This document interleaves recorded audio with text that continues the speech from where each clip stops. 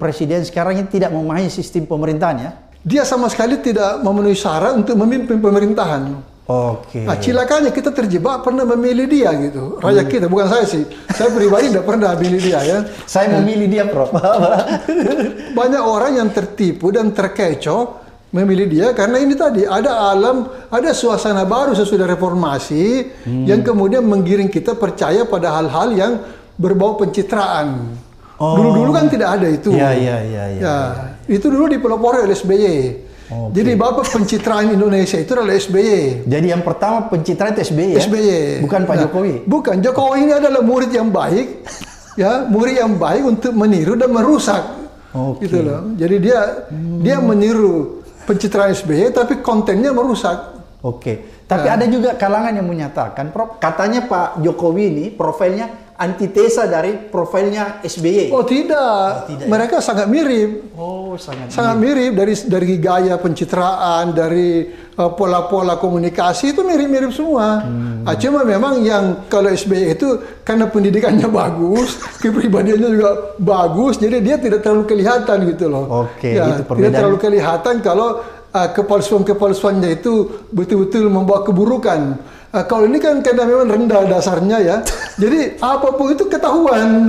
Rendah pendidikannya? Pendidikan rendah, kemampuan rendah, maaf aja. Itu kalau masuk IPA tidak lulus Pak, kalau saya yang uji. Ya. Jadi kalau dia masuk di sekolahnya Prof Rias nggak lulus ya? Masuk sekolah saya uji tidak lulus dia. Oke, kalau begitu Prof, berarti sebenarnya bukan antitesanya SBY ya, Pak Jokowi? Bukan, dia pelanjut. Pelanjut ya? Dia pelanjut. Cuma dia keliru dan buruk anunya, melanjutkannya itu buruk. Tidak lebih baik. Seharusnya kan pelanjut itu lebih baik. Ini lebih buruk. Berarti kalau begitu perilaku politiknya yang tidak pantas. Banyak yang tidak pantas, terutama yang ingkar janji itu loh. Ingkar janji, bohong, tidak amanah. Kan semua persyaratan untuk kepemimpinan yang buruk ada sama dia. Jadi ini karena orang tiba-tiba terjebak dengan situasi pencitraan ya pada saat pencitraan. Yang modalnya itu basisnya sudah dibangun oleh Pak SBY.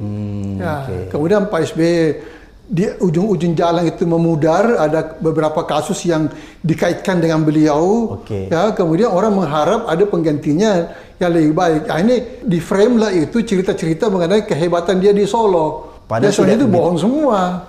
Jadi sekdanya sendiri sudah ngomong kok. Jadi framing tentang kehebatan Pak Jokowi di Solo itu sebuah kebohongan ya? Kalau menurut saya itu sebuah penipuan gitu. Sebuah penipuan. Masuk Jakarta ada yang beda dengan Pak SBY itu, Pak SBY kan tidak pernah secara terang-terangan mengingkari janjinya sendiri. Nah, cuma kadang-kadang memang kan ada selip-selip sedikit gitu. Dan itu biasa dalam politik ya. Sekarang kita bisa maafkan lah dibanding dengan kalau Jokowi itu dia terang-terangan. Contoh misalnya, ketika dia kampanye untuk DKI Jakarta, dia kan sampai disumpah di muka orang banyak itu. Dia berjanji tidak akan meninggalkan DKI sampai 5 tahun. Iya Pak, dia bikin di muka umum Pak, direkam. Apa yang terjadi kita sudah tahu semua. Saya selama dia jadi gubernur DKI kan teman-temanku kan banyak di DKI. Saya tanya-tanya mereka kan, apa saja yang dilakukan orang itu di DKI itu? Gak ada Pak. Bahkan ada seorang yang pernah menjabat, waktu itu pernah ditunjuk menjadi penjabat sekda. Saya lupa namanya. Saya ketemu. Bagaimana keadaan Pak Jokowi? Aduh payah Pak, sekda ini. Gimana payahnya? Dia itu kalau rapat tidak pernah selesai. Ya, pimpin rapat 10 menit tinggalkan karena mau belusukan. Jadi tidak pernah ada keputusan yang kita ambil dengan dia. Lalu bagaimana? Ya justru dieksekusi oleh Ahok. Jadi kawan ini memuji Ahok justru kalau dia bandingkan dengan Jokowi yang tidak pernah tuntas memimpin rapat. Ahok itu memimpin rapat sampai tuntas dan dia bisa eksekusi. Kaget juga saya. Jadi Jokowi itu sama sekali tidak punya leadership. Ya? Tidak punya leadership. Ini ancaman besar terhadap negara. Prof, apa akibatnya sebuah negara, sebuah pemerintahan, sebuah bangsa kalau dipimpin oleh pemimpin yang tidak punya leadership atau pembohong seperti yang Prof katakan? Semua berantakan Pak. Karena negara itu adalah satu proses mengeksekusi kebijakan. Membuat kebijakan, mengkampanyekan kebijakan, mengeksekusi kebijakan, mempertanggungjawabkan kebijakan. Dia tidak bisa memahami kebijakan aja keliru. Baca aja semua kebijakan-kebijakan dia. Memahami soal bansos misalnya. Itu keliru besar. Bansos itu selektif kepada pihak-pihak yang sangat membutuhkan. Dan yang paling tahu siapa membutuhkan bansos itu adalah kepala desa. Atau mungkin lebih rendah dari itu. Bukan presiden yang kemudian muncul di pinggir jalan. Membagi-bagi itu. Itu di luar konteks kepemimpinan itu. Jadi seharusnya melakukan itu kepala desa ya, membagi-bagi. Itu paling tinggi kepala desa. Seharusnya sih eksekusinya kepada RT. Ketua RT RW itu. Bukan presiden ya? Bukan sama sekali. Jadi bukan presiden yang harus membagi-bagikan bansos di pinggir jalan. Menteri sosialnya tidak pantas kok, apalagi presiden. Memang ada kerjaan lain presiden itu. Ngawur aja. Di depan istana lagi, itu pelecehan terhadap istana, Pak. Pelecehan itu sebenarnya. Tapi ada aja menteri yang ketawa-ketawa di sampingnya. Gitu. Memuji-muji bahwa presiden membagi di istana. Ini sama tidak pahamnya semua. Jadi negeri ini diurus oleh orang-orang yang tidak paham. Bagaimana seharusnya negara yang diurus? Kasihan kan pahlawan-pahlawan kita yang sudah meninggal, berkorban untuk negeri ini, membangun negara ini. Ternyata negara seperti ini jadinya. Memalukan, Pak. Sedih saya. Luar biasa ini netizen. Apa yang disampaikan Prof. Rias ini. Prof. Rias ini adalah orang yang expert ya, pakar pemerintahan dan politik. Jadi apa yang disampaikan sangat memberi kita pencerahan. Prof. Rias, ini kan kalau kita lihat ya, kepemimpinan yang amburadul tadi Prof. Rias ya, sehingga itu akan melahirkan sebuah program-program yang berantakan. Seperti itu saya simpulkan. Kalau program-program ini berantakan, ugal-ugalan seperti yang tadi Prof. Rias katakan, apakah kita bisa minta pertanggungjawaban presiden? Harus, Pak. Dia harus bertanggung jawab. Tidak bisa dia melenggang begitu saja habis masa jabatan. Dia harus dipanggil untuk mempertanggungjawabkan itu. Kalau bisa sebelum habis masa jabatannya, dia sudah harus diminta pertanggungjawaban. Bung Karno yang begitu hebat, hampir jadi dewa, kok kita minta pertanggungjawaban.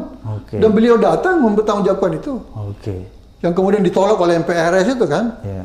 Pak Harto itu kan sudah diancam oleh Harmoko. Itu kan hari Selasa sore. Saya ingat karena saya ada di situ. Itu Harmoko mengatakan kalau sampai dengan hari Jumat Pak Harto tidak mundur, maka kita akan melakukan sidang istimewa minta pertanggungjawaban. Ternyata Selasa malam itu Pak Harto memutuskan mundur. Hari Rabu diumumkan mundur. Jadi dia tidak perlu diminta pertanggungjawaban. Gitu loh. Itu waktu kan Harmoko sudah berniat meminta pertanggungjawaban pada hari Jumat. Jadi itu seharusnya yang dilakukan sekarang. Itu yang harus dilakukan sekarang. Sayangnya ini kan ini ada satu saya nggak tahu apa hikmahnya di balik ini ya. Jadi saya sudah Gus Dur dulu itu dijatuhkan dengan tanda petik dengan cara mudah kata mereka, dibuatlah desain baru tentang prosedur pemaksulan presiden. Yang kemudian menjadi panjang itu sampai ke MK segala. Dan rumit. Ya, yang rumit itu. Ya boleh dikata dipersulit lah. Ya, jadi ini juga bisa ada baik buruknya. Kalau kebetulan itu memang pemaksulan itu sebuah rekayasa politik yang buruk, katakan itu konspirasi politik ya, untuk menjatuhkan seseorang, baguslah dibikin rumit. Tapi kalau memang kepemimpinannya buruk, lalu Anda bikin rumit, itu kan menunda penyelesaian masalah. Menunda penyelesaian masalah. Sekarang ini sebenarnya tanpa prosedur apapun, Anda pakai logika biasa saja, teori pemerintahan yang normal saja, yang sederhana saja, sudah ketahuan ini tidak bisa dipertahankan. Jadi harus diganti. Harus diganti. Apakah pelanggaran yang dilakukan pimpinan kita ini termasuk pelanggaran hukum, Prof? Pelanggaran hukum, pelanggaran etika, pelanggaran kebijakan. Macam-macam pelanggaran. Nah, susah loh dapat orang seperti Pak Jokowi ini. Ada orang yang bisa tahan tidak malu gitu loh. Tidak malu dan tidak takut itu. Melakukan kesalahan di sana ingkar, di sini ingkar, atau di sana bikin apa itu statement yang meresahkan. Ya, tidak ada konsekuensinya. Ini susah dapat orang kayak gini nih. Saya dulu pernah goyang-goyang sama orang ya. Untuk dapat orang seperti Jokowi yang tidak tahu malu, nekat, atau berani menghadapi segala apa itu hujatan tanpa merasa bersalah, itu mungkin perlu waktu 100-200 tahun sekali. Jadi kalau dia ini pergi, susah dapat gantinya. Begitu, Prof. Ya, jadi para konspirator di luar yang ingin melanjutkan Jokowi ini dengan orang lain, susah dapat orang, Pak. Yang persis seperti dia itu susah. Jadi ini pusing semua mereka. Termasuk para para pemasok uang itu untuk pilpres apa segala. Para penjilat ya, Prof. Ya dia tidak tahu tidak tahu mau habis-habisan di mana gitu. Prabowo sendiri tidak memenuhi syarat itu. Prabowo punya kepribadian gitu. Prof, ini kan